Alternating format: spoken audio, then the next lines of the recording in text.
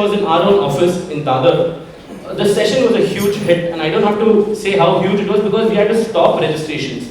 We had to stop people from coming in because we were worried we wouldn't have place to accommodate them. That's how huge the session was. And it gave us a fair amount of idea that this is a very important session and we should definitely have it another time.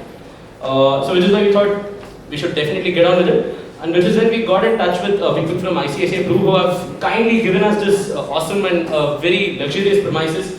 So request us to thank them as well. We sincerely thank you for this. ICICI team has also been extremely helpful in all the coordination work that we did. Can I request Mr. Narayan to please come on the stage? We have a very important session. I would request if you could please come and join us on the stage. And a huge round of applause for him as well.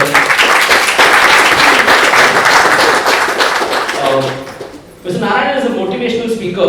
He has been associated with the pharma industry for more than 48 years. He retired from a leading pharmaceutical company as a director of sales and marketing. He has done his marketing management from the Bajaj Institute of Management from the Mumbai University. And is also a leading management institute. He visits a lot of leading management institutes as a visiting faculty. So can I request Mr. Sangvi to please give Mr. Narayanan a token of our appreciation? Yeah. Can I have a huge round of applause for that, please? Thank you very much. Thank you so much. I'm wishing you 2020. Thank you. Thank you. So one of the best part of the session that we had last time was that Mr. Narayanan was involved with his entire family. We had dance, we had a script, we had a comic session in the middle, we had all of that. So I think I want to thank all of them as well. So can I request Mr. Walter Vieira to please give our token of appreciation to Mr. Ananta Narayanan. So please.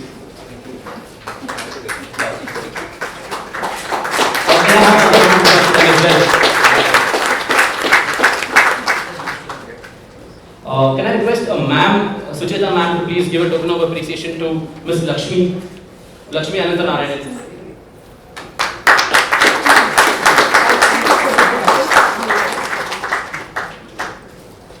And can I request Yogesh sir to please give a token of appreciation to Shobha Murli Krishnan.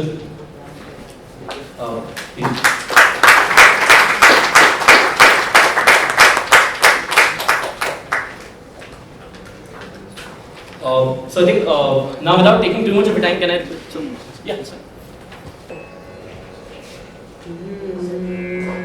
मूषिकवाहन मोदकहसा चामरकर्णविलम्बितसूत्र वामनरूप महेश्वरपुत्र विघ्नविनायक पादनमस्ते विघ्नविनायक पादनमस्ते नमस्ते महामाये श्रीपीठे सुरपूजिते शान्तचक्र गदाहस्ते Mahalakshmi नमोऽस्तुते शङ्खचक्र गदाहस्ते Mahalakshmi नमोऽस्तुते.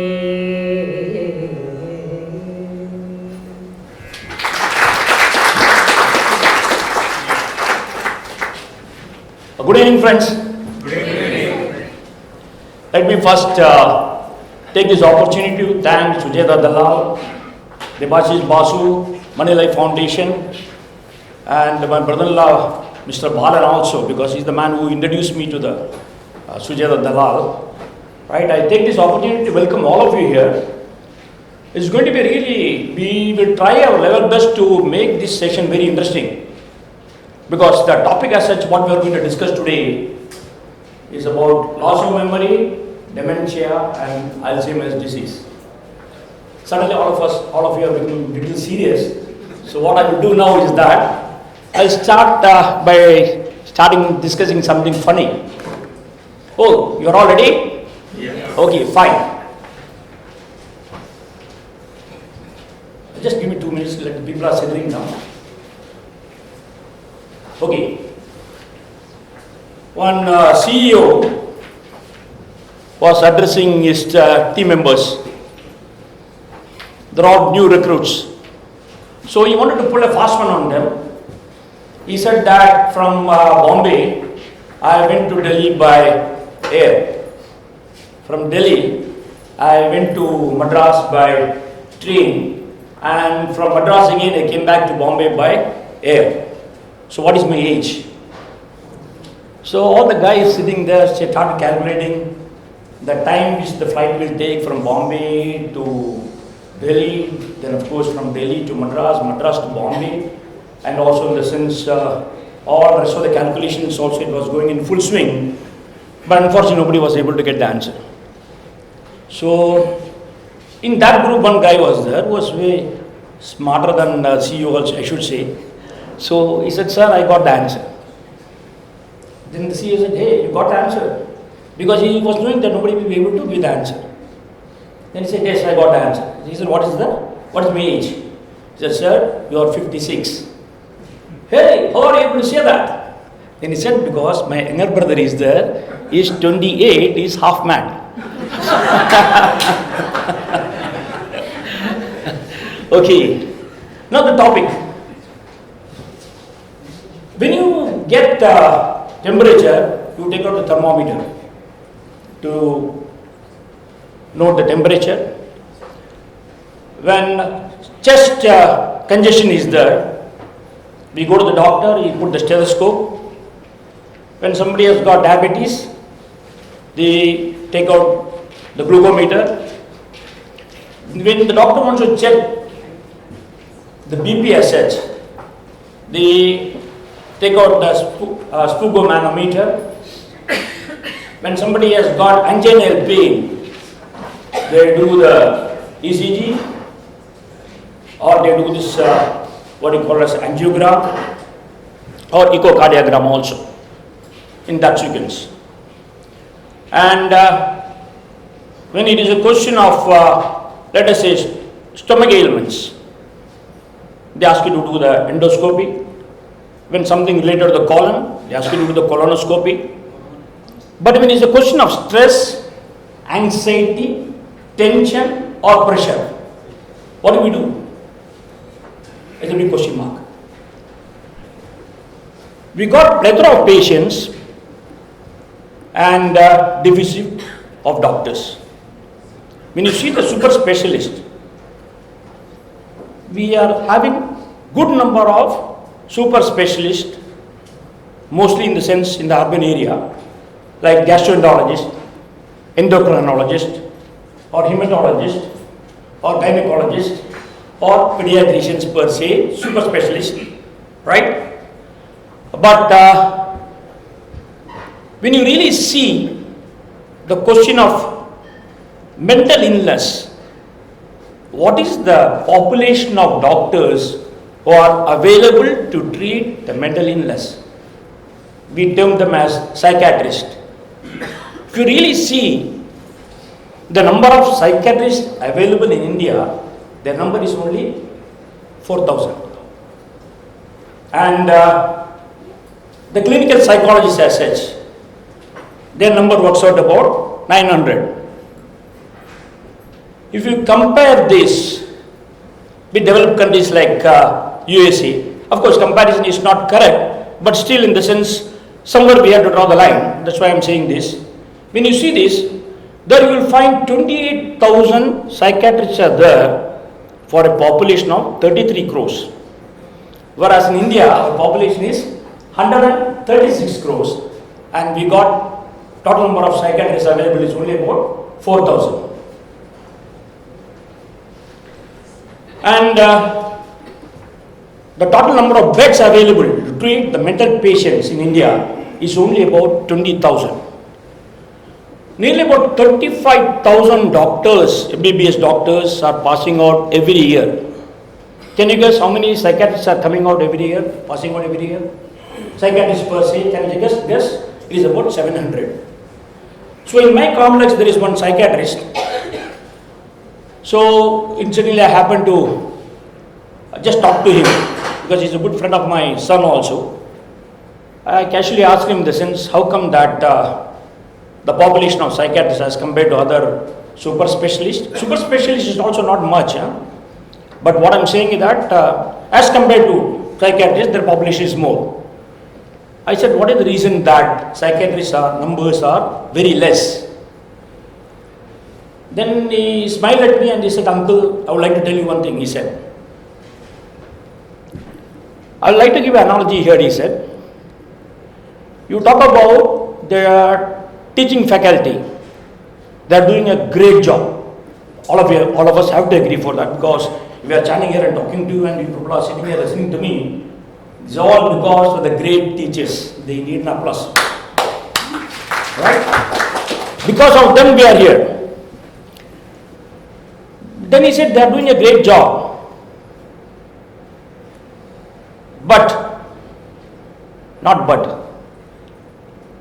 If you really see the teachers who are available to teach, what do you say, Shobha, for that? No. Differently abled persons, differently abled students. You need a special training for that. Special training for that, plus also a special passion for that. All can't become teachers for that sort of students. Similarly, he said, to treat mentally ill patients, you need a certain passion for that. Because right from morning till evening, you will be seeing patients who may not be functional in the way in which we want them to be. They will not be able to express also. Some of them may not be able to express also. Now, this being the scenario, now how do we change? A very difficult thing, isn't it? A lot of motivation is needed for the doctors level, as well as the government also should take a lot of initiative. Of course, that is not within the purview of our discussion here, but I just thought that I will mention this. And again, one more thing. When we really see this anxiety, tension, pressure, or strain, or stress, do we really, in the sense, go to doctors? No, we don't go to the doctors. Do we? If you really recollect, in the last 1 decade, you would have visited, God forbid, some of us would not have visited the doctors, but some of us definitely would have visited the doctors. Different type of doctors would have visited, whether it's GP, physician, gastroenterologist, ENT, eye specialist, dermatologist, and so on. But if you really see whether we have gone to any clinical psychologist or any psychiatrist per se, though in the sense we definitely in the process in our day-to-day problems, lot of strain would have been there, stress would have been there, and the professional as well as personal level also, but we don't go to any of these psychiatrists or clinical psychologists. We put it under the wrap. But what they are saying in the US, I happened to be there in Wisconsin. I attended the program also, which was specially marked for this loss of memory, dementia, and Alzheimer's disease. What they say is that if you cross the threshold level, don't put it under the mat. Please feel free and go and discuss with the clinical psychologist or psychiatrist before it becomes too late. We'll see that. Now we will see some of the slides. This is a WHO report on global mental disorders. You are able to see all of you? Yes. Am I? Yes. That's okay. Okay. The first one is depression. It is mentioned that this is the 2018 World Health Organization report. 300 million people are suffering from depression. Next one. And bipolar disorders, 60 million. Schizophrenia, 23 million. Dementia, 50 million. And Alzheimer's disease, 30 million. And it is mentioned that 60 to 70% causes of dementia is Alzheimer's. So far so clear? Alright. When you talk about depression, 300 million people, this is a very big number, 300 million people suffering from depression. it's mentioned that depression and dementia, these are the two common factors encountered mostly by neuropsychiatric patients, dementia and depression. And they also say that the prevalence of depression in dementia is reported to be about 9 to 68%. The prevalence of depression in dementia is reported to be about between 9 and 68%. And also, the most alarming factor is that they say depression. It's proposed to be, when you talk about dementia, is a risk factor. Depression is a risk factor, proposed to be a risk factor for dementia. And also, they say that depression is proposed to be what you call it as prodrome, they say in medical parlance, prodrome. Prodrome means early symptoms indicating the onset of a disease or illness. So that's why when somebody is depressed, that has to be immediately, in the sense we have to be alarmed about it. Just don't keep quiet about it. We have to come out of the depression. That's why they say that, and again they say that depression will lead to vascular dementia.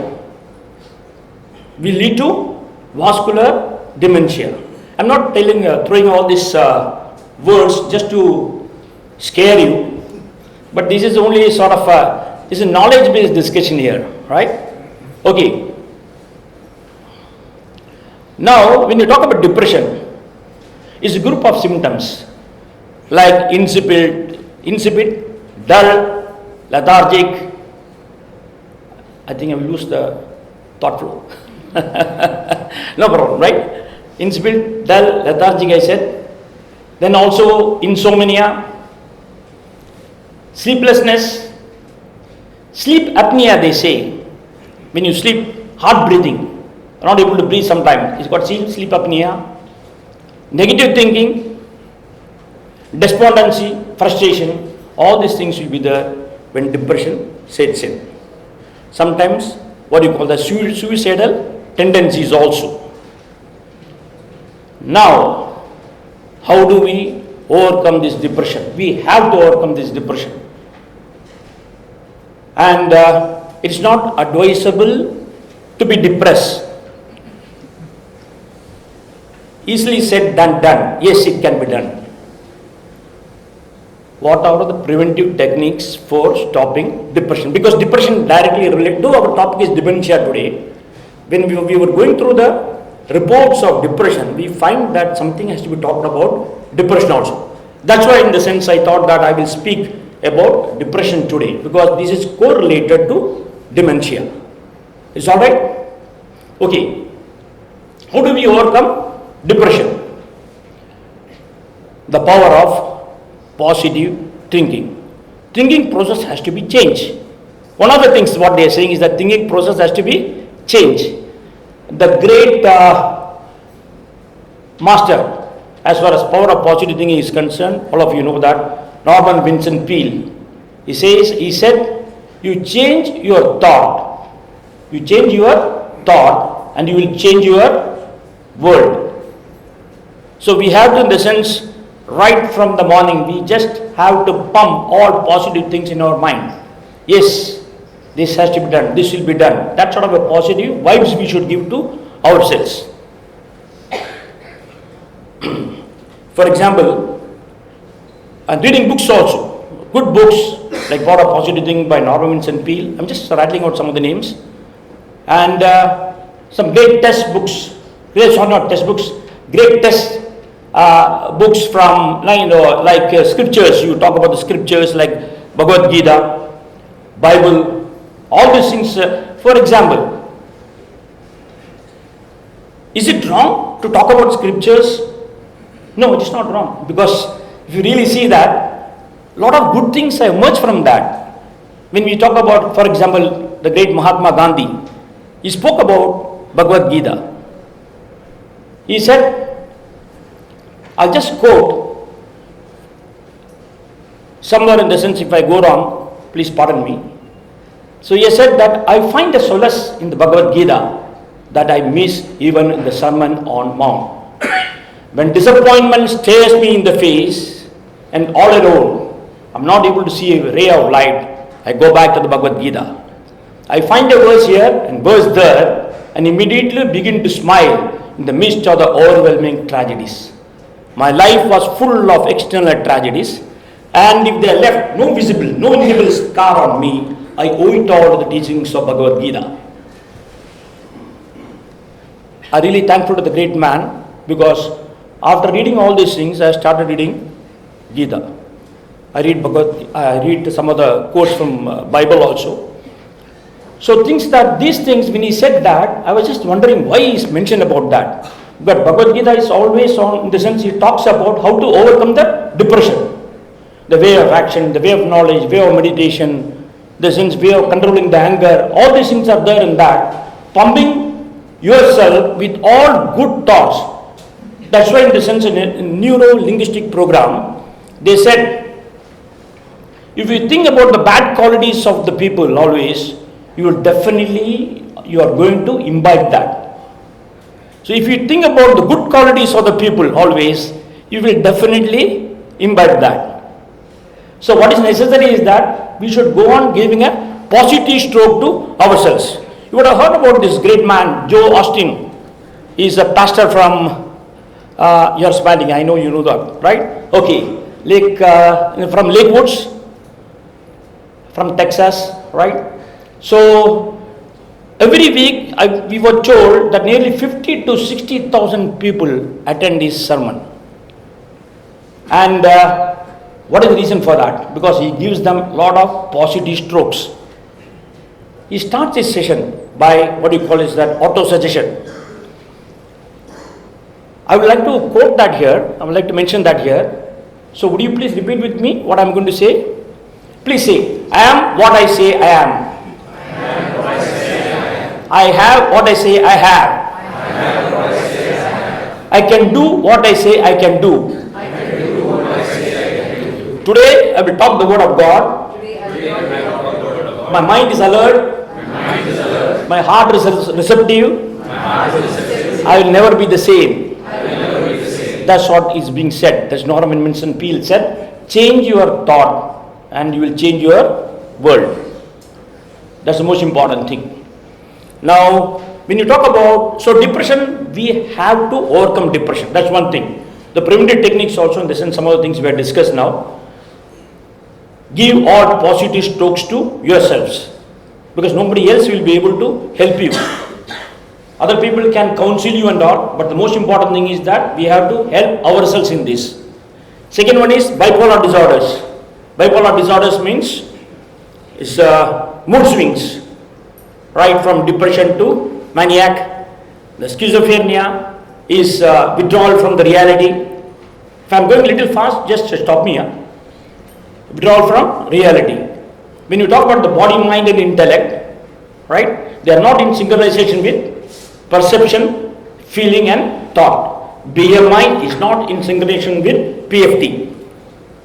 Right, there is connection is not there. There is some sort of a dysfunctional thing is there in this, right? Then we talk about dementia. 50 million people are suffering as on 2018 for dementia. They say by 2050, 115 million people are going to have this problem of dementia. So, and Alzheimer's is about 30 million. Dementia is a group of symptoms. Dementia is group of symptoms. The loss of cognitive function, wherein the normal activities also will be hampered when dementia sets in. And when you talk about Alzheimer's disease, 60 to 70% cause of dementia, they say, is Alzheimer's. The name Alzheimer's has come from Dr. Ellis Alzheimer. In 1906, doctor noticed some changes in the brain tissue of a woman who had died of some unusual mental health problem.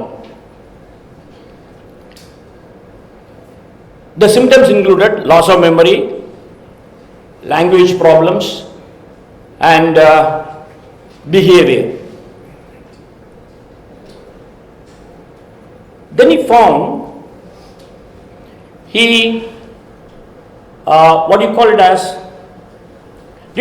did a test on her brain after her death and found there are certain particles called protein particles called amyloid proteins which are deposited. Amyloid proteins, or they called a plaque in this medical parlance, they say plaque, that deposited between the neurons. Neurons are the nerve cells.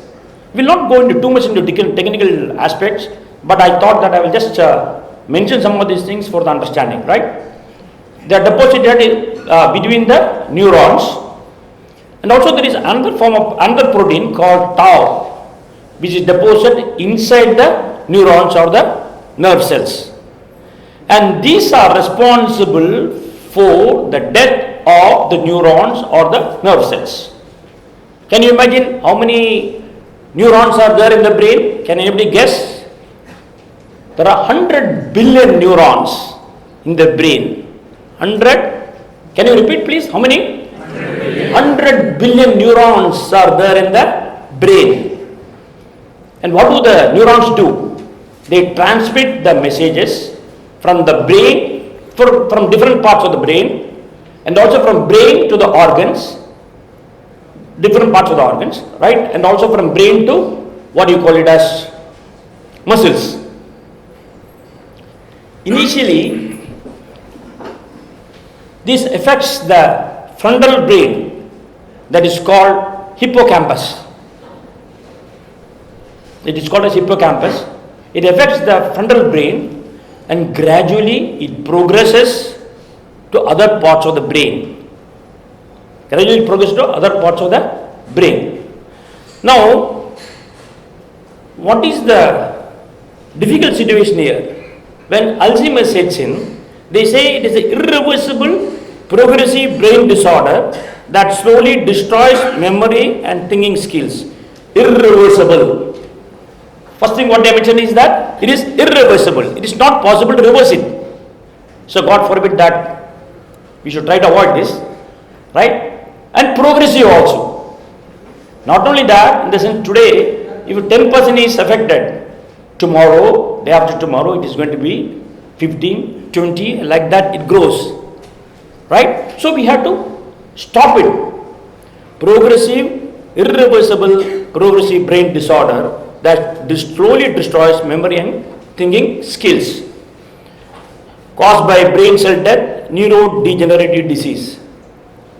But the latest report says human beings can generate new neurons, right? That is called neurogenesis. So that sort of a thing is there. So we can be, to a greater extent, we can be happy about it. And next one, next slide.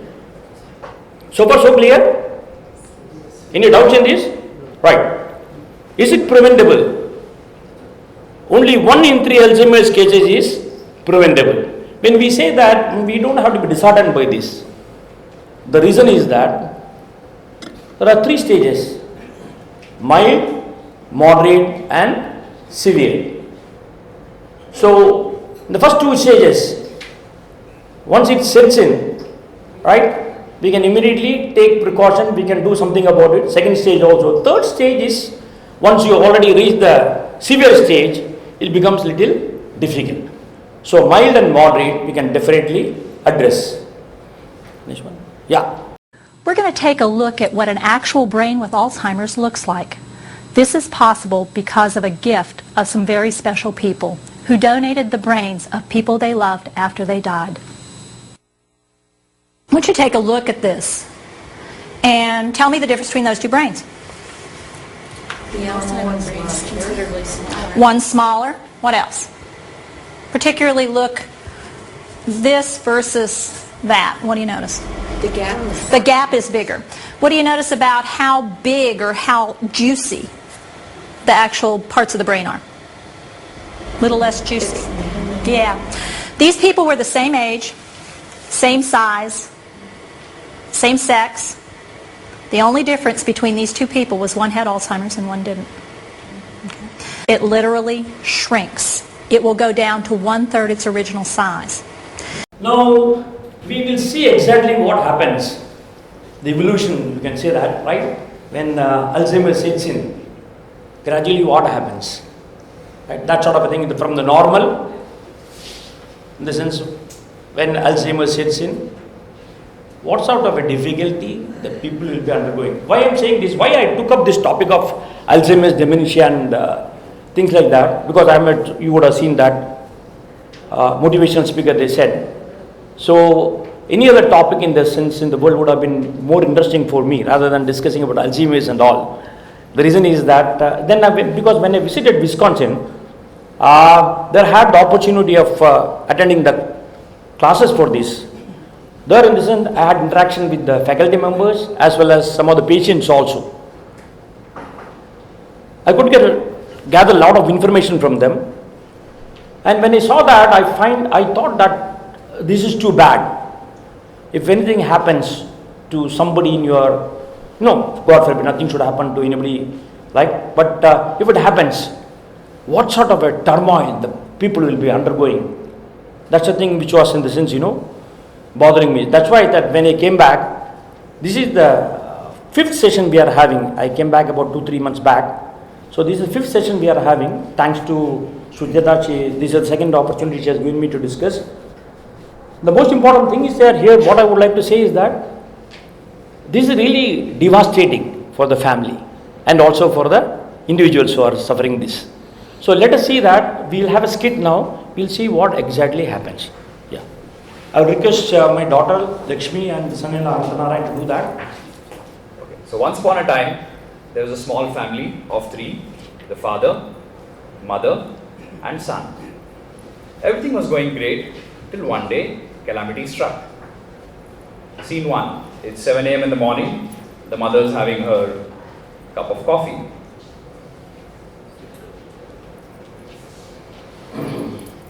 It's now 7:30. The father walks in and finds the mother sitting there. He says, "What are you doing sitting there?" She says, "It's 7:30 and I'm still waiting for my morning coffee. And the maid has still not brought my coffee." Next scene. It's 10 a.m. now and the mother is preparing the lunch for the day. She's trying to cook some yummy sambar.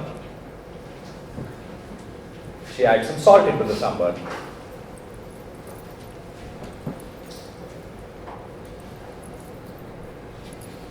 And she forgets and she's adding some more salt again into the sambar.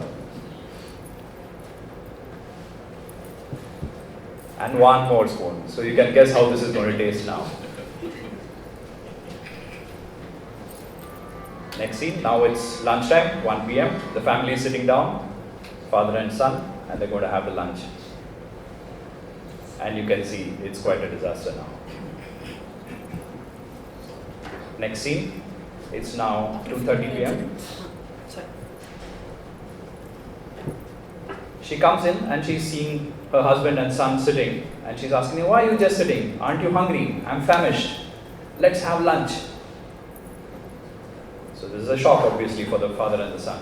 After a few more incidents like this, they say that, okay, there's something going wrong here, let's go to the doctor and pay a visit. And once they go to the doctor obviously orders some tests and scans, and once that's done, the diagnosis is done. So he calls the family and tells them that the mother is suffering from dementia, starting to suffer from dementia. So it's a progressive degenerative brain disease. Gradually she will forget everything, and all of you need to give her some support and be patient with her. Now after a year, the father passes away, and the son is very keen for the mother to remember the father. So he takes her by the hand, shows her the garlanded photo of the father and asks her to recognize him. She stares at the photo for a while and she's trying to make out who this is, but she's not able to initially. And then she says, this is a very good looking man, seems to have a very nice heart, but I just can't recognize him. And the son is completely devastated. Thank I you. think that's it. Thank you for a patient hearing. This is an excellent presentation. In short, they are shown this is what exactly can happen to the people who are going to have this Alzheimer's disease. This one. Early signs of Alzheimer's: difficulty remembering things that just happened, inability to plan, inability to solve problems, losing track of dates, season and time, misplacing things. This can happen, in the sense when the storm signal is there, if any one of us also, in the sense if you are regularly misplacing things, we are not able to remember things, dates, time and things like that, they say that this is a storm signal. We just have to wake up. The clarion call saying that okay, fine, something is wrong somewhere. Don't put it under the mat and say okay, fine, nothing is, and don't try to lose your cool when somebody says that okay, you're losing your memory, right? Accept it and find out what exactly can be done. Yeah. Mood and personality changes. Sometimes, many times it can happen that you become too irritable for no reason or rhyme. You yourself will know that, but you don't know why you have lost your cool. It may be a silly thing, but still in the sense you lose the cool with your wife, your children, your neighbor, whatever it is. So something is happening here, which again is a pointer, right? Poor decision making, struggling with conversations, trouble completing familiar tasks. Because you would have seen that there was I was reading Winston Churchill, in the sense the great man, great orator. He was about to address, and prior to that somebody else addressed the gathering, but he was not able to exactly get some words. So when Winston Churchill time came to discuss, he said, my predecessor as such tried to deliver. He conceived thrice but did not deliver. So this can happen here, you will not get the apt word, what exactly you have to say. You will say, even the professional people also would have seen some of the people as such, since they will beat around the bush, they may not get the apt word. And because there, some link is getting broken. So we have to understand that there is some problem in that. So we will be discussing about the preventive techniques, no doubt about it. We will be discussing about the preventive techniques, and we will definitely be able to prevent it. Yes. Yeah. What are the things? One is meditation. Lot of importance is given for meditation. Even when I discuss, I was there in Wisconsin, and I discuss here also with many other people, the doctors also, if you go to the Google and search it out, the first thing which appears there is meditation. Meditation helps the people to calm their mind, and calming the mind helps to overcome many of the difficulties like what you are facing in Alzheimer's diseases. Yeah. Then of course, walking. You are able to see that? Yeah, walking. Then third one, singing. Fourth one, dancing. Learning new languages. And laughter. We will be discussing about meditation. We will start with meditation. See, the preventive techniques, when we are discussing about the preventive techniques, the most important thing is that prevention is better than cure. And even if you got slight problem of any of the things what we have discussed, we will be able to definitely overcome that, provided we practice whatever we are going to discuss. My emphasis, re-emphasis, reiterating will be on these points. This is very, very important. So I ask your forgiveness in case I am repeating some of the things again and again when we discuss about the preventive techniques. When you talk about meditation, our physical, mental, intellectual and spiritual personalities must be blended into one harmonious whole. The technique which is employed here is called meditation. We are discussing about the great test and referred about scriptures also, whether it is Upanishads of the Hindus or the Bible of the Christians or the Quran of the Muslims or Dhammapada of the Buddhists or Zendavesta of the Zoroastrians or Torah of the Jews. One thing which clearly comes out is that they all say that you have to address yourself in your, what do you call it as, calming the mind, inner purification. Inner purification. The rehabilitation of the individual is the re-education and readjustment of his inner world. You want me to repeat it? I have no interaction. What is this? Am I going... what did I say? The rehabilitation. It has taken some time to by heart this. So, okay. The rehabilitation of the individual is the re-education and the adjustment of his inner world. So that's why, how do you address the inner world? The mind. You have to address basically the mind. You have to do the meditation. They say that you have to do the great prophets, the saints, and also in the sense the doctors now, all the psychiatrists, Western world psychiatrists also they are in the sense agreed that meditation is a very, very important aspect for regenerating the neurons or the nerve cells. Right? Now, the metaphor which I am going to use here is about the horse riding. When you say meditation, it's not that easy to do the meditation. People will say that, right? So, when you talk about the horse riding, to control the horse, which is the wild horse, which has just broken in, it's very difficult. Initially, when somebody tries to ride it, the horse will ride the rider before the rider can ride it.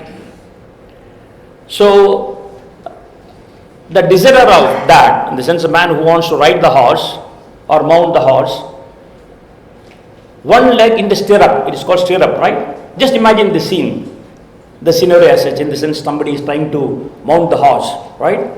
One leg in the stirrup, the other leg will be on the ground and holding on to the saddle, right? He just have to go with that for some time before he can, what you call that, jump up, spring up and sit with the other leg on the, what do you call that, so both legs on the other side, of both the sides of the steed, right? Then he will be able to ride it, smoothly he will be able to ride it. Now there is a stage, before he rides that, smoothly rides that, there is a stage when he is neither on the ground or on the horse. The same thing happens to the people who are going to do this meditation. You will not be able to concentrate because thoughts are, what do you call it as, the flow. That's what is mind. When the thought flow is in a state of agitation, thought flow is in a state of agitation, it is called the mind. When it is calm, composed, serene, it is called the intellect. Thought flow is not going to stop for us. Okay, if I say that I want to do meditation, fine. He is not going to say that, okay, you meditate, I will not disturb you. He is not going to say that. That it will come with the full force to disturb you. So that's why in the sense that the metaphor is a powerful suggestion. They said that when you do this meditation, when you start the meditation, right, sometimes you will find it very difficult. But gradually you will be able to do that. For that you need a lot of practice. That's why I'm quoting from Bhagavad Gita again, the disciple is asking the Guru, disciple is Arjun, the Guru is Lord Krishna. He says that Lord Krishna is telling him you have to do because this guy is depressed. right? He's not, he say that I'll not be able to fight the war. So he's trying to advise him to do that. To meditation is one of the ways of techniques he's saying the meditation. So when he says that, it's very difficult. Arjuna is saying it's very difficult. He says that Chanchalam hi mana Krishna parmadi balabhadridam tasyagam nigraham manye vayoiriva sudushkaram. He says mind is very, very, very difficult to control. Chanchalam means it's restless. It is turbulent. It is strong. It is unyielding. Is correct or wrong? It's correct. Very difficult to control the mind. Is there any time when you think that you can sit quiet without any thoughts? Very difficult. Right? Very, very difficult. When you are deep sleep state, perhaps, I don't know, that time in the sense nothing will disturb you. Right? But as otherwise in the sense, even not a single second. You agree with that? Yeah. Yeah, she's my sister. She agrees. Right. Okay. So, but Lord Krishna tells him now, the Guru tells him, the disciple, Guru tells a disciple, Asamsayam Mahabaho Mano Durnigraham Chalam Abhyasena the Gaundeya Vairagyana Jagrhyade. He says, undoubtedly what you say is right. Undoubtedly what you say is right. Mind is very difficult to control. It is restless, it is turbulent, it is strong, it is unyielding. Guru is telling, he agrees. In management principles, they say that it is better to stoop to conquer, they say. If somebody is, I'm sure this management guru is sitting here, Walter, yeah. So he will say that in the sense, if you suppose somebody says something, immediately if you disagree with that, he will with all offense, he will start again. Right? But if you agree with that, agree to disagree. So something like that, what he is doing here is that he is stooping to conquer. He says what you say is right. But if you practice over a period of time, you will be able to control the mind. Now, you all agree with this? Meditation. Meditation is a very, very, very important. How many of you do meditation? Yeah, it's quite good. The lady is half pregnant or she is not pregnant. So raise your hands like this, right? Okay. A good number, right? The people are not doing. My sincere request is that I'm not trying to impose. You try it out gradually. Because in the sense you will see great people like Kiran Bedi, who was in the sense he was the the Director General of Police of top cop, you can say. That's what you said that, sir? Yeah, top cop. She said yes, she is the top cop. She said that in the Tihar jail they started this meditation, and lot of transformation was there. They say that for the prisoners, prayers and things like that. It helps a lot. So what is needed is that you start doing it. Initially in the sense, you will find it very difficult, but gradually when you increase that, initially you do it only for 5 minutes, increase to 6 minutes, gradually if you increase, you will find over a period of time, you will be able to really enjoy that, you will wait for the time to do meditation. And that has got, what is the advantage here? Increases memory, focus, intelligence and brain power. This is not what I have prepared. I am just a HMV, his master's voice. When it's his master's voice, I copied it from all scientific things which is happening now, the latest ones, including the 2017 reports which I got, I incorporated here. Right? Yeah.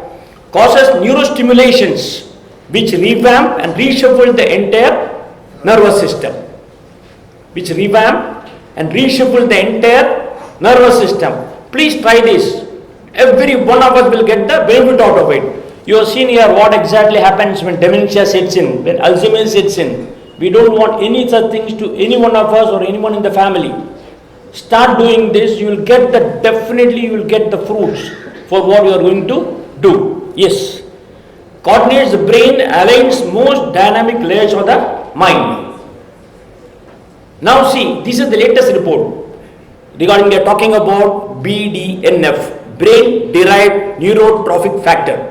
This has appeared in 2016 in scientific magazine which is flashed from USA.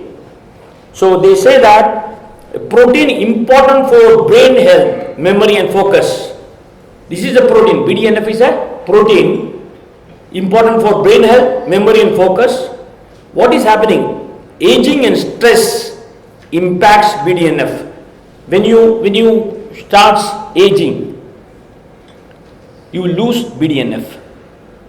It's a protein. You lose BDNF. This will have an impact on your brain power. Meditation, beneficial effects on lipid profiles. When you do the meditation, it will have a tremendous effect on the lipid profiles also. Your hypertension will come down. Calmness will set in, right? And lowers oxidative stress. What is oxidative stress? I will not again go into too much technical details. Oxidative stress means there is something called free radicals which gets deposited with the nerves that will damage the nerves also, right? So antioxidants, they help to protect your nerves from the free radicals. So lowers oxidative stress means the, what do you call it as the antioxidant, there is imbalance between the free radicals and the antioxidants, alright? Okay. Reduction of cerebrovascular disease and age-related neurodegeneration. Reduction of cerebrovascular disease. Cerebrovascular disease means something related to the brain. Vascular means something related to the blood cells. The flow of blood to the brain is hampered. Reduction of cerebrovascular disease and age-related neurodegeneration.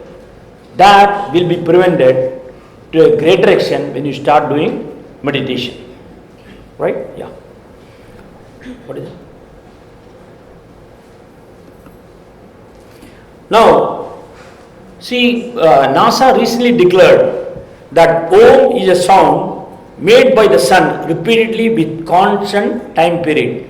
When you chant any mantra as such, right? How many of you chant mantras? Yes, that's great. So when you chant mantras, always that Om is included in that, right? So they say that NASA recently declared that Om is sound, is made by the sun repeatedly with constant time period. A human is unable to hear the sound with his ears.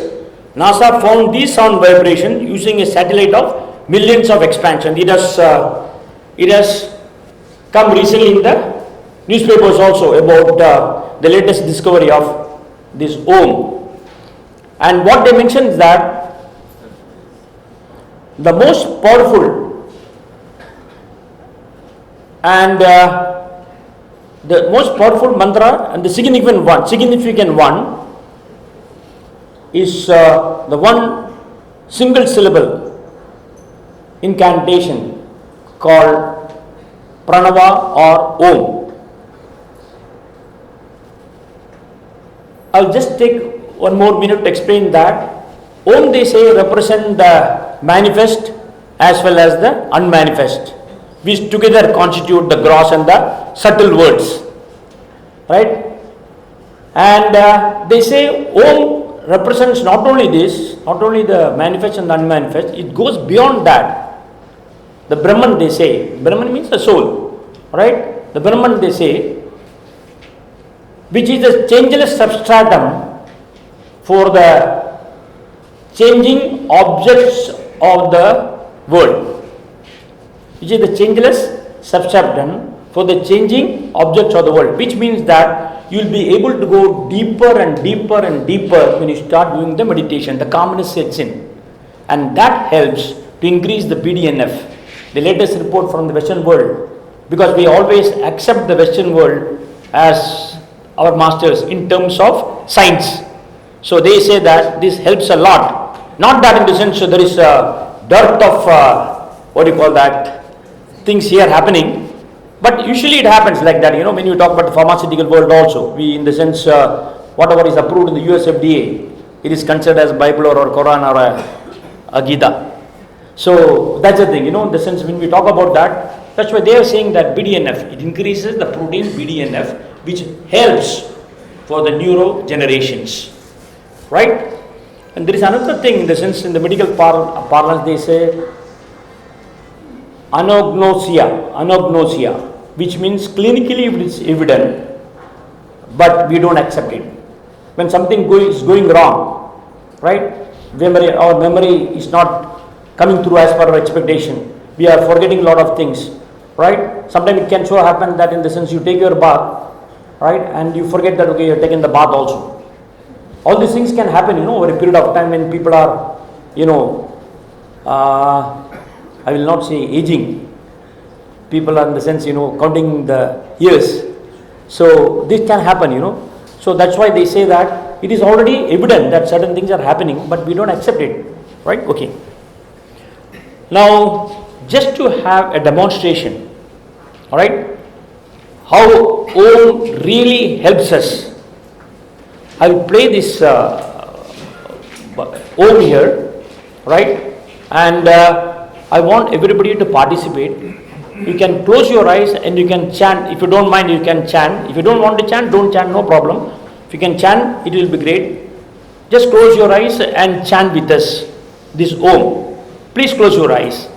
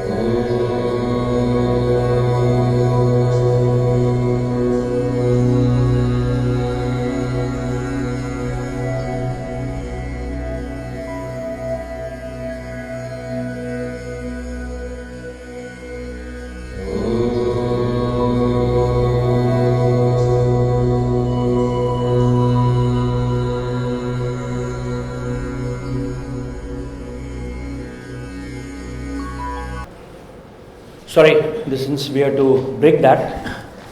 If you really do this for some time, right, you can even play some recordings like this, and if you practice it, you will find over a period of time a tremendous peace will set in, which in turn will help you to have regeneration of the neurons or nerve cells.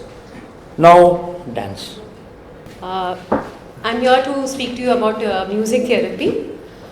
Music has got the ability to cure, and regardless of whatever age you are, it's like a magic recipe.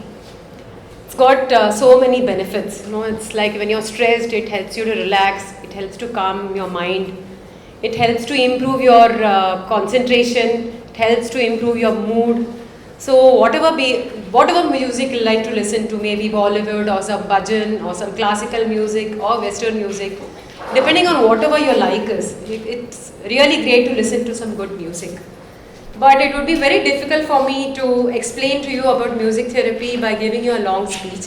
So what I would like to do is take you on a short trip to the wonderland of music for a short while, so you can have a musical experience. All that you need for this is no musical knowledge. You just need to close your eyes, relax and enjoy. So I would request all of you to close your eyes.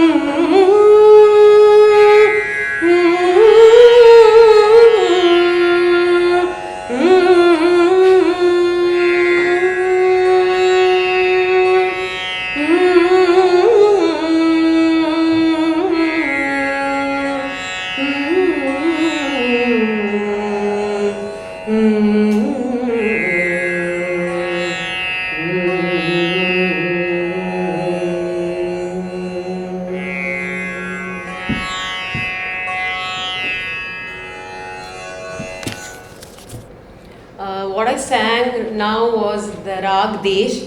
Most of you may not be very familiar with this rag because it belongs to some classical. But you would have heard this Rag Desh, I think many years back. There was a song on national integration which was based on this rag, which was there on TV a few years back. I will sign off now with a Bollywood number. But before that, a small request to all of you sitting here, like he mentioned about meditation. Take back this experience home and try to repeat it every day. Take out time and repeat this every day. Listen to music on a regular basis and you will be amazed to see the benefits that you will get by listening to music.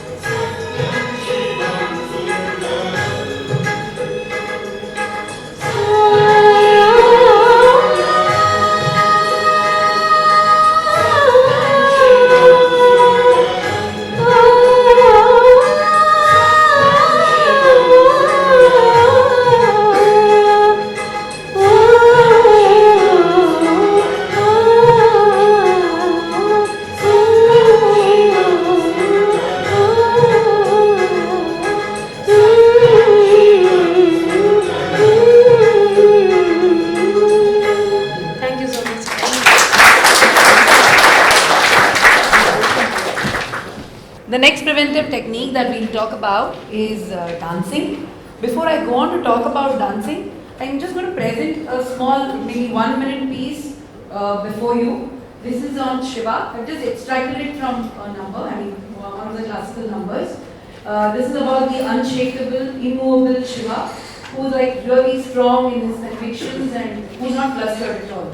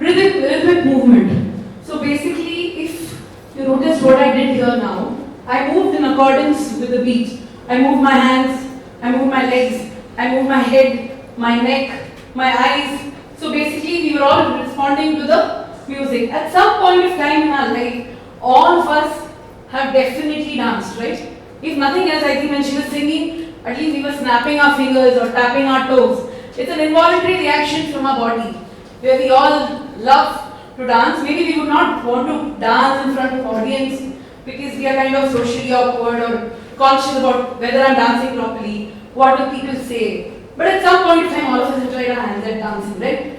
So basically, what are you doing in dance? You're using your body as an instrument of expression, of communication. They say dance actually involves complex mental coordination. When you're dancing, you're actually multitasking. Why complex? Because when you're dancing, the first thing, there is a rational engagement. Today I did a small piece before you, but I had to actually memorize the steps. I had to do it in a certain logical order. I had to respond to the music. It was very rational for me. For people who are watching, maybe it will take a bit of time to understand the rationality behind it. It's kinetic, because we are moving our hands, our legs, our head, our eyes. It's not still, basically. There's a lot of dynamic movement involved. Yeah? There's an emotive engagement. When somebody is dancing, whether it's a Bollywood number, whether it's a classical dance number, whether it's ballet, whatever, you are basically emotionally engaged in, presenting a particular sentiment to the audience, even to yourself. You're emotionally involved. If I talk about social, there is a social engagement. Why do we say there's a social engagement? Today I was dancing here. I wanted to present the piece to you all. So without talking, I was actually engaging with you people in a certain way. Suppose I'm dancing with a partner. Let's say it's a salsa dance. I'm actually socially engaging with my partner because we have to adjust to each other, adapt to each other. I have to socially engage with the orchestra if I'm doing a performance with live music. I have to actually go in accordance with them. So there's social engagement.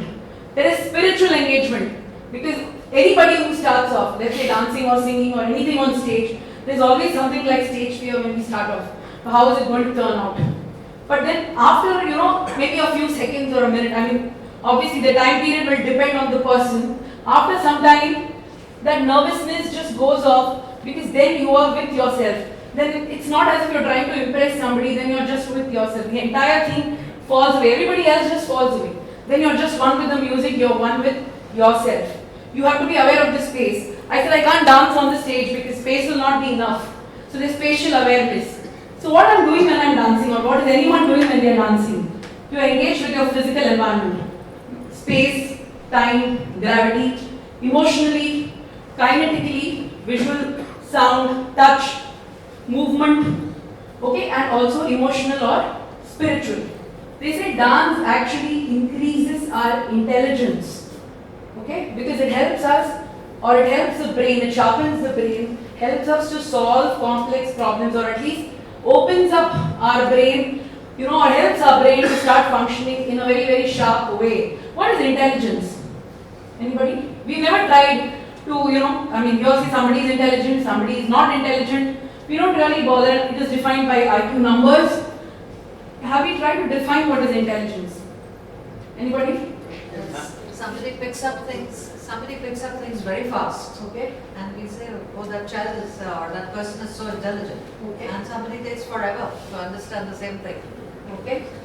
Anything else? Let's get viewers to help. Silly.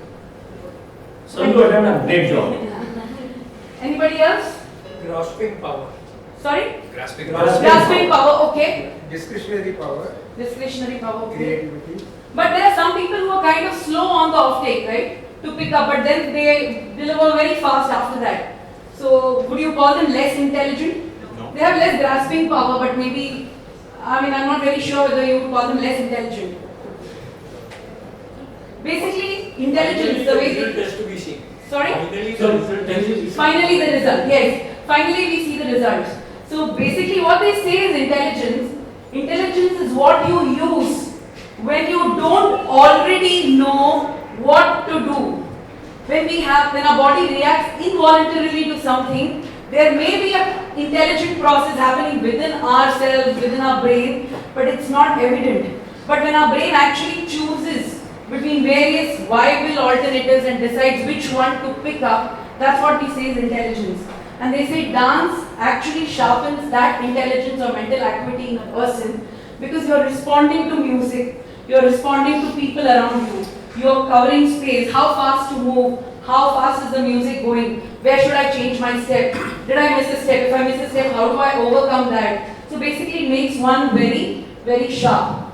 I just want to show you a small video. Before that, can we do a small activity? Can I have all of you participate? Yeah, all of you can just remain seated and just help me with this, please. Yeah, everybody straight? yes. Okay, it's a very simple thing. All you need to do is tap your feet the way I asked you to tap. Yeah, in the same rhythm.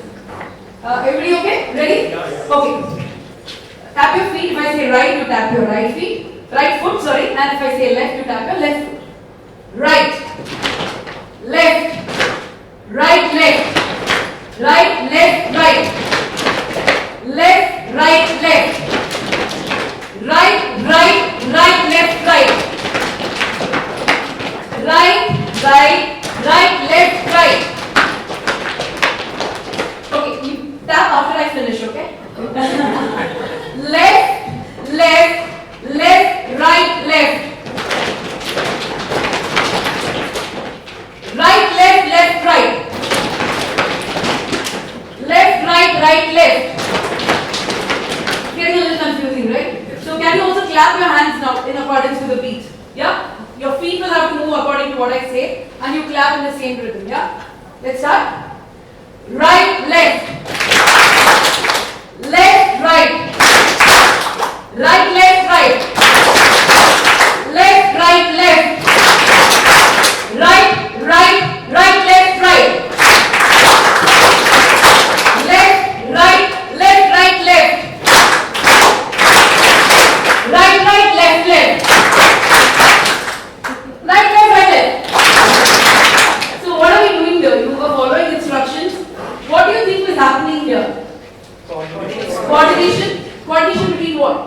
My instructions, your footwork, your handwork, the way you were clapping. It started getting slightly more complex. Initially, we all thought it's a breeze. We were just tapping merrily. Then it started that you had to pay a little more attention to how to tap. Then you had to make sure you're clapping in accordance with the rhythm. So basically, what does dancing do? They say it connects both your cerebral hemispheres, coordination of movement with sound.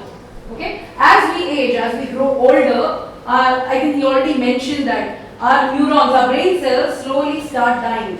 Okay? And the connection between our neurons, which is called neural synapses, they start wearing away. Now when we try to cross a creek or a river, I mean river will be very big, maybe a stream, if we have a lot of stones in between, bigger ones, we can keep our foot over the stones and go over to the other side. Okay? The same way we have certain memories, we are able to, our skills are stored in our brain somewhere. And when we are trying to access those, what are we doing? We are actually going over those stones, accessing the skills that we need and performing whatever action we have to perform. Okay? Suppose when you are crossing the creek, some of the stones are taken away. Then it becomes a challenge for us to go on to the other side. So as we age, that's what happens.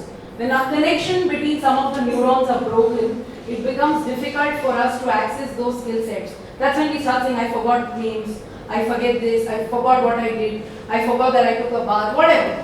Why does that happen? Because those connections are getting broken. So what can we do to overcome that? You build newer paths. And that they say, you can build new neural pathways by using actions like dancing, by using techniques like dancing, you create new neural pathways, new connections between your neurons, thereby leaving the existing ones, you're maintaining them and you're creating newer pathways which actually help us to delay or even prevent the onset of any brain degenerative disease. Now I just want to show you a video. Age is just a number, we've been hearing that. Okay, now there's this lady who's about 85 years old. She participated in Britain's Got Talent. I just want you to watch that. Because some of us say now it's too late to start dancing. Because maybe we are over 40, over 50. But it's never too late to start something like this. You can start slow. You can do whatever you are able to do within your capacity. It will really help. Okay, they say when you dance frequently, you can actually reduce the risk of dementia by 76%. This is the highest possible reduction possible among all the techniques. They say dance is something that really helps you immensely. Okay, it makes you more intelligent, improves muscle memory, slows down aging and boosts memory.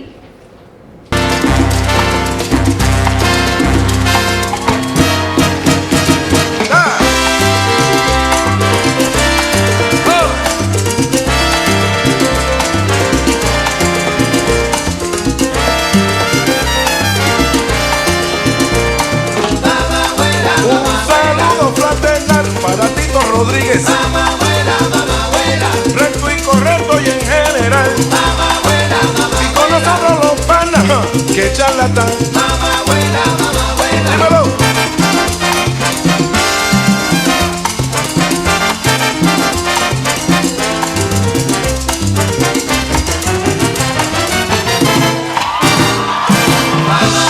Sé que está gozando esta versión, mamá abuela. Él se nos fue y hace falta. Que mira, la rumba buena te llama. Mamá abuela.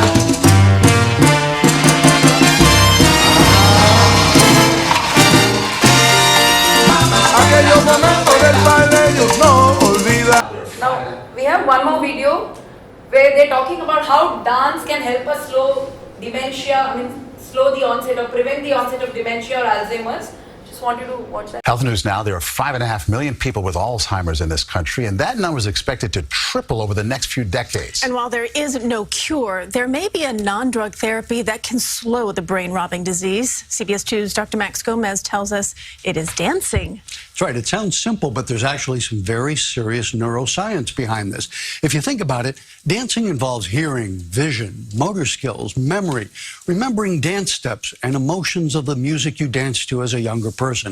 Activating all those brain circuits could be important. Okay, it's not exactly an Arthur Murray dance class, but the ladies gently stepping out at the Bristol Assisted Living Center at Lake Success on Long Island are part of an important study into whether dance can have a beneficial impact on Alzheimer's disease. The person who makes it happen is Cecilia Fontanesi, a PhD student in neuroscience and a trained dance therapist. She explained to me how important her eye contact and facial expressions are to connecting with the residents. I just mirror people naturally. We call mirroring, and is a nonverbal sign of You are seen. I'm with you. I'm listening. The Bristol Center is a memory care home that is partnering on the study with the Feinstein Institute for Medical Research at Northwell Health. The study compares the residents who take dance therapy with those who don't. There's a battery of tests at 3-month intervals to measure the participants' cognitive function. Dr. Peter Davies, a director of the Feinstein Institute's Litwin-Zucker Center for Alzheimer's Disease and Memory Disorders, says there's a strong reason to believe that dance can help. Looking at the instructor, the music, you have to think to some extent about how to move, and of course memory, if the music's appropriate. And integrating those varied brain circuits may make the difference, and if not, the residents had fun. See, we had, because you have seen this, you heard this singing, you had this benefit of seeing the dancing also.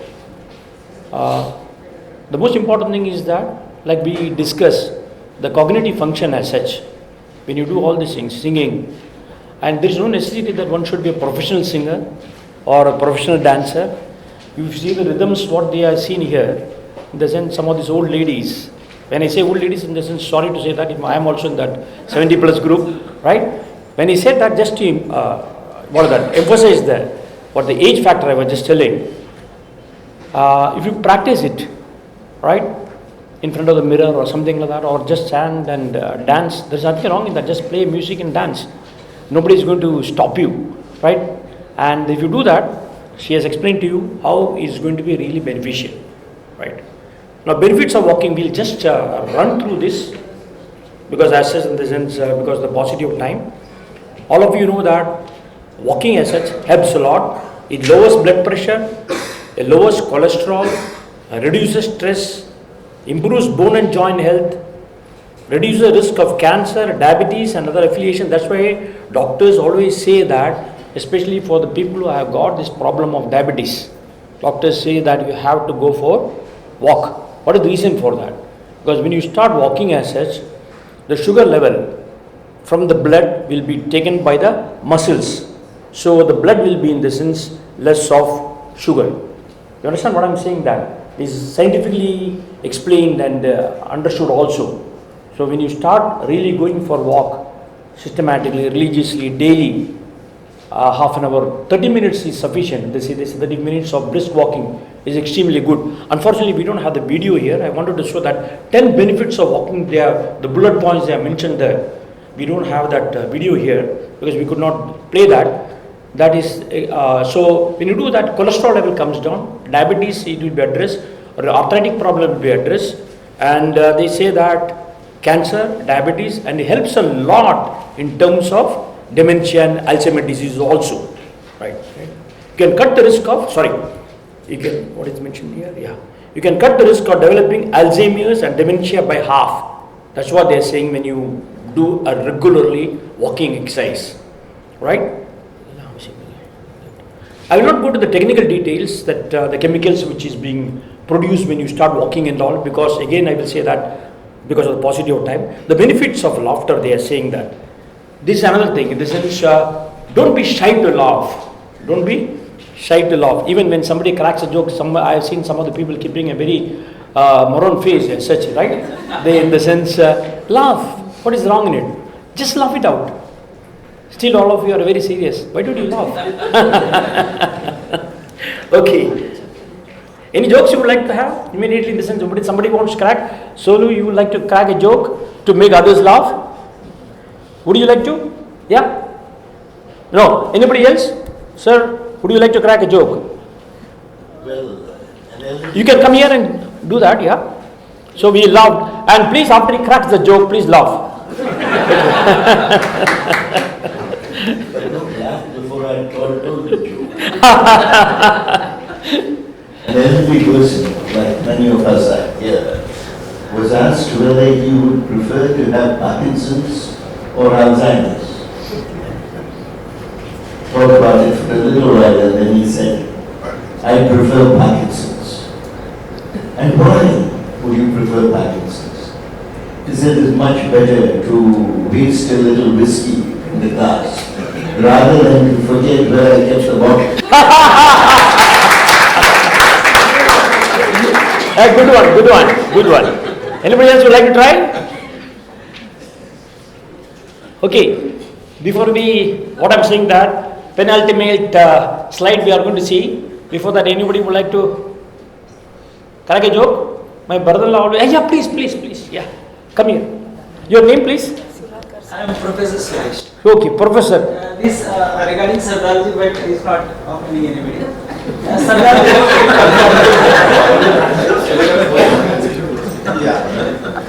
Sardarji was having his workshop, and one day his hand was injured, left hand.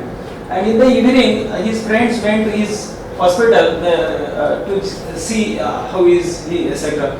The Sardarji was lying on the bed and the friends around. And then somebody said, कि सरदारजी अच्छा हुआ कि आपका left hand में injury हुआ, right में होता तो प्रॉब्लम था. Sardarji says it's my intelligence, जब राइट हैंड जाने लगा तो मैं निकाल के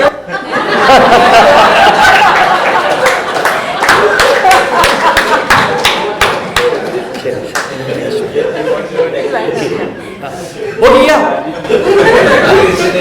One of my friends, the doctor is no more now. So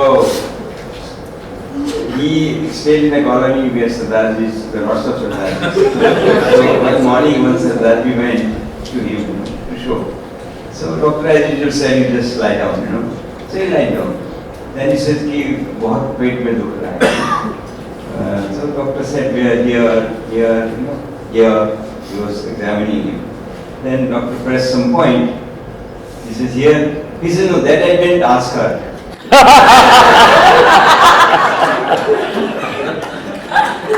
I'm tempted to tell I'm tempted to tell one joke because of the laughter which they have created.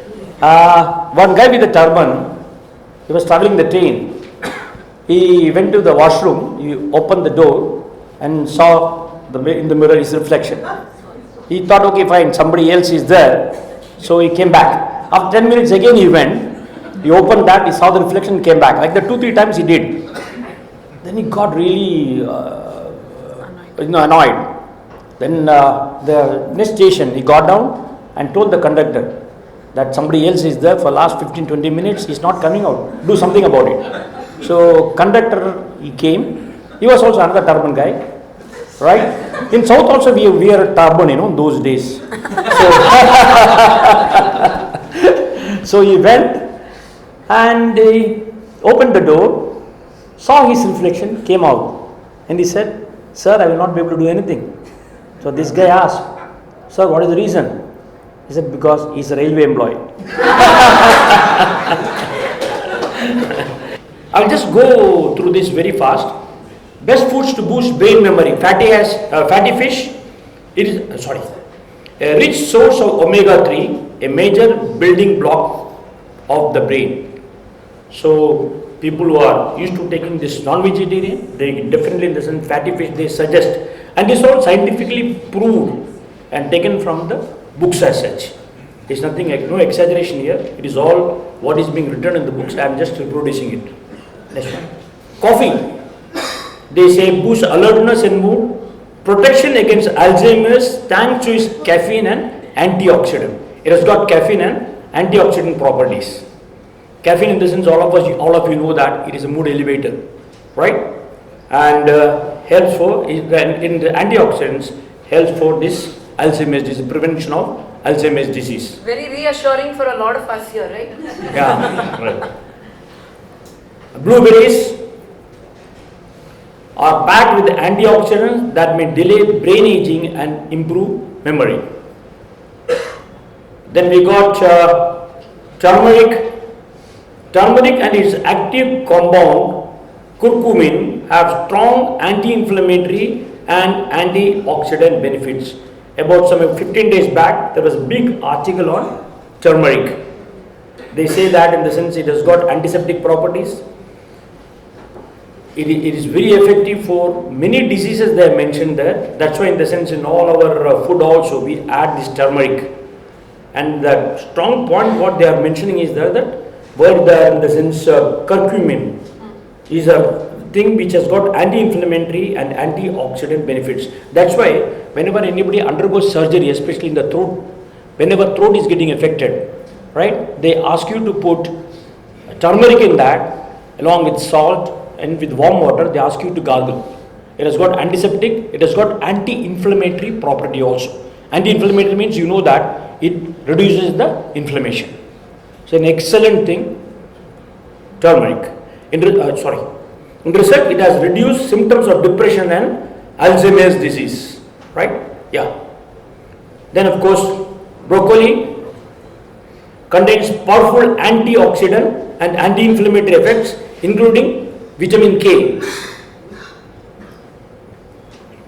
Pumpkin seeds, rich in many micronutrients that are important for brain function, including copper, iron, magnesium and zinc. Pumpkin seeds. And dark chocolate. Flavonoids in chocolate may help protect the brain. Studies have suggested that eating chocolate could boost both memory and mood, but all in moderation. Right? Everything allowed in moderation, right? Fine. Then we said nuts contain a host of brain boosting nutrients, including vitamin E, healthy fats and plant compounds, right? And oranges and other foods that are high in vitamin C can help defend your brain against damage from free radicals. Vitamins helps to build up the resistance also, right? Okay. Eggs, rich source of several B vitamin and choline, which are very important for proper brain functioning and development as well as regulating mood. Green tea, you would have seen that many green tea, especially in the sense many of the Chinese guys from China, they regularly drink green tea. This is one of the reasons what they are saying is that this helps to improve your complexion of the skin also. Green tea. Apart from that, in the sense, is extremely good for the lung problems. Many of these Ayurvedic doctors, in the sense, they suggest it. They say that green tea along with honey and lemon, that helps a lot, especially for dry cough. Now, I am not propagating any medicine here because I am not supposed to. I will not do that also. But this is the thing. Usually, it happens. You know, green tea helps a lot. And I see myself because I visited Shanghai several times. All those people, listen, I used to long for my normal tea, but they all used to drink only green tea. After coming home, in the sense, I also started taking that green tea. Now I am continuing to take that green tea, but there is no improvement in the skin. Okay, now before we conclude, there are primitive techniques. I will just in the sense summarize that. Do meditation, do regular walking, listen to good music, possible dance, laugh it out with your friends when you go out, when you are going for a morning walk and all. Don't be shy to laugh, crack jokes, always be happy, right? Then have a nutritious food, quality food, and do a lot of memory games also. If possible, you can do memory games also. If you permit me 2 minutes, I will just have one small game. 2 minutes, not more than that. Yeah. What about coconut oil? Because we've been hearing a lot of late about the benefits of coconut oil vis-a-vis memory. Sir, in the sense, coconut oil, a lot of articles have come on that, right? And but in the sense, I will not say it is right or wrong, because substantially in the sense, because we are seeing lot of things in the WhatsApp and the YouTube and things like that. But whatever I had discussed here, right, is all taken from the scientific things, right? So I don't want to step outside that and tell something which I think that may not be correct. I am not saying it is wrong, neither I am saying it is correct, because I don't have any proof to substantiate that. Don't mistake me, sir. Right? Because they say a lot of things about cancer also, coconut oil. They say about cholesterol, reducing the cholesterol also, but I don't know about it, right? Thank you. A small game, no, it is all right because time is You would have to just, yeah. Can I have some volunteers about, no, 6, 7 people? Can I have it here? 6 or 7 people? Yeah, please come, yeah. Shobha? Sure, sir. We'll just, audience, yeah, please come. Audience? Yeah. We are not going to be giving you marks or anything like that, so it's not an exam, so please. Yeah.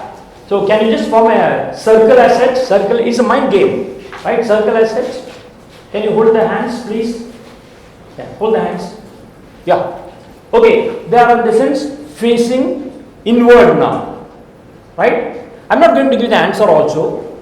I will not give the solution for this. Even after the game is over, I'm not going to give the solution, right? You have to go home and think how we can do that. You play around the house also. That's a memory game, right? I know because I've played this, right? Because many of these games we have played in our office, right? So that's why in the sense I'm doing this, right? Okay, now you are facing inward, right? Without leaving your hands, right? You have to face outward. Right? Yeah. Yeah, I played this game a lot of times. You have played the game? Yeah, I played it, but I don't remember, so it's okay. Then I think that you have to step out. Sheila, you can. Sorry. Or Sucheta madam, please. Yeah, please come. Right. Come. Anybody see, basically, anybody else can also suggest the solution. Yeah, you know that? You know the solution? Sorry. You also do it. You played the game before? Yes. You played the game before. Then you are not allowed. Right. Okay. Don't break your head with orthopedics. Okay. No. Right. See. Yeah. So try to do it at home. Right? I'm not going to give the solution. The reason is that let us try it out. Different games you can try it out in the house also with your children, right? Your brother, sister, and things like that. Okay, and at the appropriate time you ask them to come and do this. Okay, thanks a lot. Thank you very much. The reason why, in the sense, we are doing this is that, see, we start thinking the solutions for that, So we are giving, in the sense, exercise to the mind, brain, right? So before I conclude, I would like to, in the sense, repeat again what the mind can conceive and believe it can achieve. Can you repeat with me? What the mind can conceive and believe it can achieve. Right. Sucheta madam, can you just come here for a minute? Yeah. Balan and Shobha. Some 2-3 people, please come here. No, I'm not going to do it. Yeah, facing the audience, right? Come.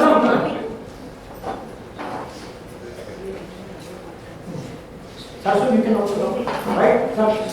Shobha, come here. I have a hearing problem. No problem. Hearing problem, right? Just you be in the middle, right? You be in the middle. Yeah. I am in the middle now.